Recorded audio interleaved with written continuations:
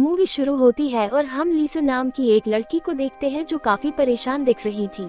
वो असल में सुसाइड करने के लिए सुनसान सड़क पर लेटी हुई थी। तभी वहाँ एक गाड़ी आती है, लेकिन लीसा गाड़ी को अपने पास आता देख जल्दी से उठ जाती है। गाड़ी में बैठा आदमी एडम लीसा को देखकर अपनी गाड़ी रोक देता है और उससे उसकी हालत के बारे में पूछने लगता है, जिस पर लीसा बताती है कि वो ठीक है। इसके बाद एडम उसे अपनी गाड़ी में लिफ्ट देने को कहता है और वो उसकी गाड़ी में बैठ जाती है। रास्ते में चलते हुए वो एडम को बताती है कि आज उसकी बेटी का बर्थडे है और वो उससे मिलना चाहती है। अब हमें यहाँ पता चलता है कि लीसा की बेटी अब इस दुनिया में नहीं है, जिस वजह से लीसा अपनी बेटी के दुख में सुसाइड करने आई थी।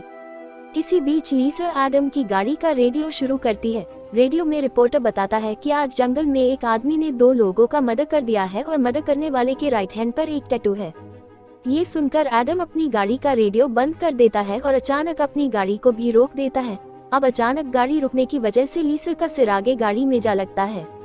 हमें यहाँ पता चलता है कि उन दोनों का आदमियों का मर्डर असल में एडम ने ही किया था। अगले सीन में जब लीसा की आंख खुलती है तो वो अपने आप को एक सेल में बंद पाती है। इसी बीच हम उसके हाथ पर एक ब्रेसलेट को नोटिस करते हैं। सेल में बंद होने की वजह से वो काफी परेशान थी, जिस वजह से वो मदद मांगने लगती है। साथ ही वो अपने हाथ के उस ब्रेसलेट को निकालने की कोशिश भी करती है, लेकिन नहीं निकाल पाती। काफी कोशिशों के बाद जब उसके पास कोई दरवाजा नहीं खुलता, लीसा हार मानकर एक कोने में बैठ जाती है। तभी अचानक उसके पास एक पाइप खुलता है।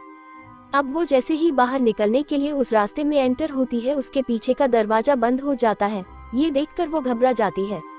इसी बीच वो अपने हाथ पर बंधे ब्रेसलेट को देखती है, जिसमें 11 मिनट का टाइमर शुरू हो गया था। अब लीसा इसके बाद उस पाइप में आगे जाने लगती है, लेकिन तभी बीच में आकर कोई उस रास्ते को बंद कर देता है। अब लीसा को वहाँ एक काफी पतला रास्ता दिखता है, जिसमें से वो काफी दिक्कतों के बाद उसको पार कर लेती है।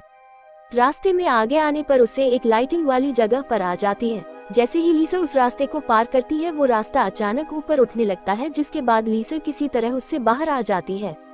अब आगे उस ब्रेसलेट में 5 मिनट का टाइमर चालू हो जाता है और लीसा रास्ते में आगे जाने लगती है। इसी बीच उसे उस रास्ते में कोई लेटा हुआ दिखाई देता है। जब लीसा उसके पास जाकर देखती है तो वो असल में एक डेड बॉडी थी और साथ ही उस डेड बॉडी के हाथ पर भी वैसा ही एक ब्रेसलेट बंधा हुआ था। यानी जिस किसी ने भी लीसा को यहाँ बंद किया है, उसने इस इंसान को भी बंद किया था। खैर, वो देखती है कि इस इंसान की बॉडी सड़ रही है और साथ ही उसमें से काफी बदबू भी आ रही थी। अब लीसा को रास्ते में आगे भी जाना था, जिस वजह से वो उस बॉडी के पार्ट्स को तोड़कर रास्ते में से उसे बचाने लगती है। आगे वो किसी तरह उस बॉडी को साइड करके उस रास्ते में आगे जाने लगती है। तभी वो देखती है कि ब्रेसलेट में अब 2 मिनट का टाइम बचा है। लीसा जल्दी से आगे जाने लगती है, लेकिन तभी वो देखती है कि ब्रेसलेट का टाइम खत्म होने ही वाला है। इसी बीच वहाँ छोटे छोटे पाइपों से गैस अंदर आने लगती है। साथ ही यहाँ रास्ते की साइड में एक सेफ प्लेस भी खुल जाता है, जिसमें लीसा एंटर हो जाती है। अब उसके उस सेफ प्लेस में जाते ही वहाँ आग लग जाती है, लेकिन वो एक सेफ जगह पर थी, जिस वजह से वो बच जाती है। कुछ टाइम के बाद जब आग बंद होती है, वो सेफ प्लेस भी वहाँ से हट जाता है। लीसा इन सब से काफी परेशान हो जाती है और रोने लगती है। इसी बीच उसकी ब्रेसलेट का टाइम फिर से शुरू हो जाता है और इस बार भी टाइमर 11 मिनट का ही था। रास्ते में आगे जाने पर लीसा को वहाँ पानी का रास्ता दिखाई देता है। पहले तो लीसा उस पानी को पीने लगती है और बाद में एक लंबी सांस लेकर पानी के रास्ते से होती हुई एक दूसरे पाइप में जा पहुँचती है। तभी अचानक उस पाइप में भी पानी भरने लगता है, लेकिन लीसा किसी तरह वहाँ से बचती हुई किसी दूसरे पाइप में आ जाती है। यहाँ आकर उसे किसी की हेल्प की आवाज आती है। इसके बाद वो उस आवाज के रास्ते की तरफ जाने लगती है। तभी उसके नीचे की साइड खुल जाती है और जिसमें खोलता हुआ गर्म एसिड भरा था। लीसा अपने कपड़ों का एक टुकड़ा उस एसिड में डालकर देखती है और उसका कपड़ा उस एसिड में गल जाता है। ये देखकर वो समझ जाती है कि ये काफी खतरनाक एसिड है। जिसके बाद वो पाइप के साइड्स में हाथ रखकर उसे पार करने लगती है। अब एसिड वाले रास्ते को पार करते वक्त लीसा का घुटना उस एसिड में लग जाता है, जिससे उसका घुटना जख्मी हो जाता है, लेकिन फिर भी किसी तरह वो खुद को संभालती हुई उस रास्ते में आगे जाने लगती है। आगे जाने पर लीसा को एक आदमी दिखाई देता है, जिसके हाथ पर भी वैसा ही एक ब्रेसलेट था। वो उससे कहती है कि हम एक दूसरे की हेल्प कर सकते हैं, लेकिन वो आदमी उसकी बिल्कुल नहीं सुनता और पागलों की तरह बिहेव करने लगता है। तभी हम देखते हैं कि उन दोनों के ब्रेसलेट में अब कम टाइम बचा है और साथ ही उन दोनों के बीच वैसा ही एक सेफ प्लेस बन जाता है जैसा पहले बना था।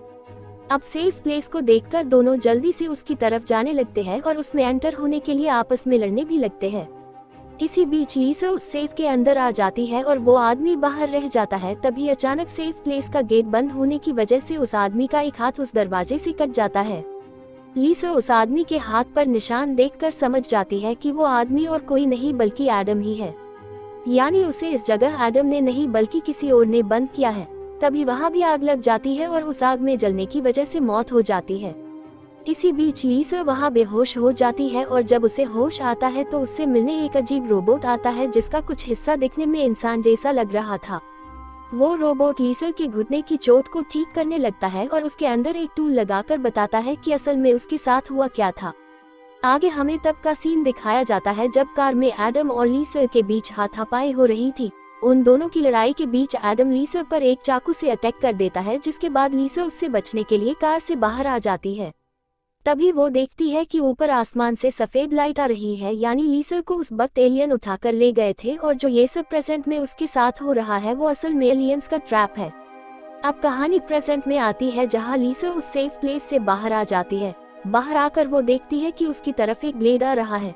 वो उसे देखकर वहाँ से पीछे हटने लगती है। आगे वो ब्लेड से किसी तरह बचती हुई ऊपर वाले पाइप में चली जाती है। उस पाइप में आगे जाने पर उसे एक क्रिएचर दिखाई पड़ता है जो दिखने में किसी बुरी तरह जले हुए इंसान जैसा दिख रहा था। लीसा उसे देखकर डर जाती है और उससे दूर जाने लगती है। साथ ही वो क्रिएचर भी उसके पीछे पीछे आने लगता है। अब लीसा किसी तरह एक पतले रास्ते में से होकर बच जाती है जहां वो क्रिएचर नहीं पहुंच पाता और ये देखकर वो क्रिएचर वहां से चला जाता है। तभी लीसा के हाथ वाली ब्रेसलेट का टाइमर फिर से चालू हो जाता है। रास्ते में आगे जाने पर लीसा को वहां दो रास्ते मिलते हैं। वो उनमें से लेफ्ट वाला रास्ता लेती है और आगे जाने लगती है। थोड़ा आगे जाने पर उसे अपनी बेटी नीने की आवाज आने लगती है। अपनी बेटी की आवाज सुनकर वो खुद को रोक नहीं पाती और उस आवाज की तरफ जाने लगती है। इसके बाद उसे आगे जाने पर उसके आसपास वाली दीवारों पर उसकी लाइफ की मेमोरीज चलने लगती है, यानी लीसा के बचपन से लेकर उसकी बेटी की मौत तक की यादें। तभी लीसा अपनी बेटी को देखती है जिसमें उसकी बेटी बॉल लेने के लिए विंडो पर जा रही थी और अचानक वो नीचे गिर जाती है और हमें पता चलता है कि वहीं से नीचे गिरने की वजह से नीने की मौत हो गई। अब लीसा उन मेमोरीज को देखकर रोने लगती है और हम देखते हैं कि वो अपनी बेटी की मौत का जिम्मेदार खुद को मान रही थी क्योंकि वो अपनी बेटी को नहीं बचा पाई। आगे लीसा देखती है कि वो क्रिएचर उसका पीछा करते हुए यहाँ भी आ चुका है, जिसके बाद वो उस पाइप में और आगे जाने लगती है। यह क्रिएचर उसे पकड़ने की कोशिश करने लगता है। लीसा उस पाइप में जल्दी से जाने लगती है। आगे रास्ते में उसे कंटीले तार मिलते हैं। अब यहाँ क्रिएचर से बचने के लिए लीसा को उन तारों से गुजरना पड़ता है। साथ ही हम देखते हैं कि उसके पास अब कम टाइम बचा था। इसी बीच वहाँ एक सेफ प्लेस खुल जाता है जिसमें वो क्रिएचर एंटर हो जाता है और खुद को बचा लेता है। इधर लीसा को आगे खुला आसमान दिखाई देता है। साथ ही उन कंटीले तारों से गुजरते वक्त उसकी बॉडी में काफी घाव भी हो जाते हैं। उन घावों से वो काफी जख्मी हो जाती है और वहीं पर बेहोश हो जाती है। साथ ही उसका टाइमर भी खत्म हो चुका था। तभी वहाँ आग लग जाती है, लेकिन लीसा के नीचे का पाइप खुल जाता है जिससे वो जलने से बच जाती है। अगले सीन में जब उसकी आंख खुलती है तो वो अपने आप को उसी सेल में पाती है जिसमें वो सबसे पहले बंद थी, यानी उसकी अब तक की सारी मेहनत बेकार हो जाती है। ये देखकर वो काफी ज्यादा दुखी होती है और परेशान होती हुई वहीं पर लेट जाती है। तभी यहाँ फिर से वही रोबोट आता है और उसके जख्मों को ठीक करने लगता है, लेकिन लीसा उसे ऐसा करने से मना करती है और कहती है कि मुझे मार जाने दो। अब यहाँ वो रोबोट लीसा को एक जहर का इंजेक्शन लगाने ही वाला होता है। तभी लीसा दीवार पर वहाँ से निकलने का तरीका बनाने लगती है। यहाँ लीसा समझ जाती है कि उसे किस तरह से बाहर निकलना है। फिर लीसा वहाँ से निकलती है और सेम सिचुएशंस को पार करने लगती है। इस बार वो जल्दी से आगे बढ़ने लगी थी क्योंकि उसे पता था कि किस जगह पर क्या खतरा है। अब जब वो एसिड के पास पहुँचती है, वहाँ लीसा अपने हाथ की ब्रेसलेट को एसिड से गलाने लगती है। उसका ये आइडिया काम करता है और वो ब्रेसलेट खुल जाती है। इसी बीच वो देखती है कि उसके हाथ पर वहाँ से निकलने के निशान बने हुए होते हैं। आगे जाने पर फिर से उसे दो रास्ते मिलते हैं। इस बार लीसा राइट वाले में जाती है और आगे जाने पर लीसा को फिर से दो रास्ते मिलते हैं, लेकिन हाथ पर बने निशान को देखकर लीसा लेफ्ट लेती है और आगे जाने लगती है। तभी लीसा के नीचे वाले पाइप से वही क्रिएचर आ जाता है और उसका पीछा करने लगता है। वो किसी तरह उसे चकमा दे देती है और खुद दूसरे पाइप में आ जाती है। इसके बाद लीसा उस पाइप से होती हुई एक अलग ही जगह चली जाती है जहां उसे अजीब तरह के एलियन से मिलती है। तभी वहां वो क्रिएचर आ जाता है और वो उस क्रिएचर से बचती हुई लीसा आगे जाने लगती है। वहाँ ब्रेसलेट का टाइम खत्म हो जाता है और वहाँ एक सेफ प्लेस खुल जाता है। लीसा जल्दी से उस सेफ में आ जाती है, लेकिन इस बार टाइम खत्म होने के बाद भी आग नहीं लगती और वो सेफ खुल जाता है। इसके बाद क्रिएचर और उसके बीच हाथापाई शुरू हो जाती है और इसी बीच लीसा उसका सिर अपने पैर से दबाकर फोड़ देती है, जिससे उसकी मौत हो जाती है। इसके बाद लीसा वहां से निकलकर आगे जाने लगती है। आगे आकर उसे फिर से दो रास्ते मिलते हैं, पर हाथ के निशान को देखकर लीसा इस बार राइट वाला रास्ता लेती है। इसी बीच लीसा को वहां उसकी बेटी नीना मिलती है और उसे देखकर लीसा उससे गले मिलती है और रोने लगती है। यहाँ नीना लीसा को अपने साथ चलने को कहती है, लेकिन वो समझ चुकी थी कि उसकी बेटी अब जिंदा नहीं है और ये उसकी बेटी के रूप में किसी की चाल है। तभी कुछ ही देर में उसकी बेटी वहां से गायब हो जाती है।